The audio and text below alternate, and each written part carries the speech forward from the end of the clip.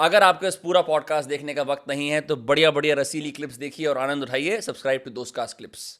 One of the things you mentioned in the book is you have a whole history of political Hinduism emerging. You've got the Anand Mutt, you've obviously got Savarkar and many others, right? Yes. But then when political Hinduism actually begins to have a significant impact politically, not just as a thing you exchange in memos and letters and private conversations that the public is not privy to, is when Vajpayee and LK Advani come to the national fold and gain prominence. And I found that part very interesting. And I would love for you to sort of comment more on, one, their background, second, their friendship, and how the orator from hinterland India and the missionary school student, the urbane missionary school student, band together to help Vajpayee navigate Lutyens Delhi. No, it's a fascinating story, right? I mean, actually, Vajpayee was more sort of socially more open. Advani is fairly, patrician, and he maintains a certain decorum. In Vajpayee is the sort of enjoyed a drink, ate too many sweets, was diabetic, and Advani ji, I've heard that he's always been very Spartan, but one of the reasons for his relative good health is that he's always been a very sparse eater. Whereas Mr. Vajpayee always, enjoyed his food and so on and so forth. So I think it's a really unique story. I once told Advani ji that a book should be written about both of them and their story, because it's a unique story. And, I think some books have come out on that subject.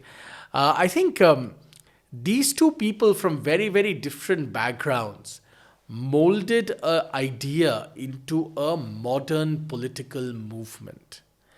I also mention in my book that the mysterious deaths of Shyama Prasad Mukherjee and then Deen Dayal Upadhyay really cast a shadow on this movement, because these were the two tallest leaders. After all, Mukherjee was one person who could effectively challenge even Nehru on many subjects, right? Deen Dayal Upadhyay was an intellectual, right?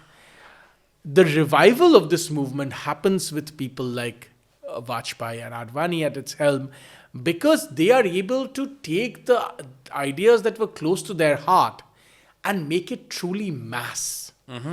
But the real massification of that also, remember, only begins to a degree with the JP movement against Indira Gandhi. Jan Sangh becomes part of the government, right? But after the breakaway of the Jan Sangh and, this dual membership idea, can one be part of the broader sort of structure running the government and be part of the RSS? There's dual membership. Whereas all the RSS members clearly say at that point that no, we cannot give up our RSS membership because it's truly like family to us. Right. They then go on to create the Bharatiya Janata Party, right?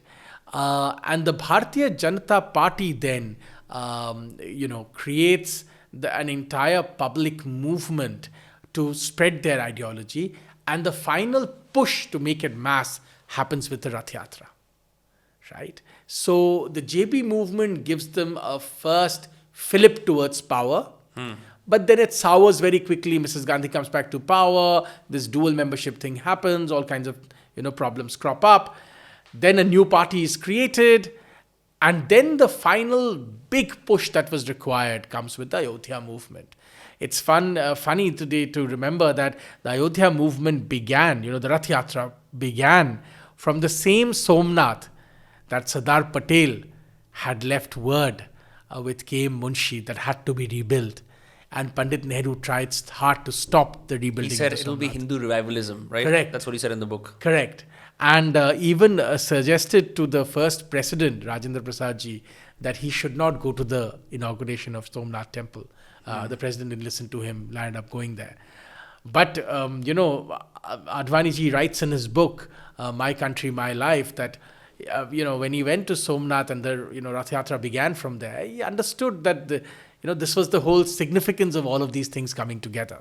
If you like this clip, I bet you will love the full podcast. Check it out on the Dostcast YouTube channel.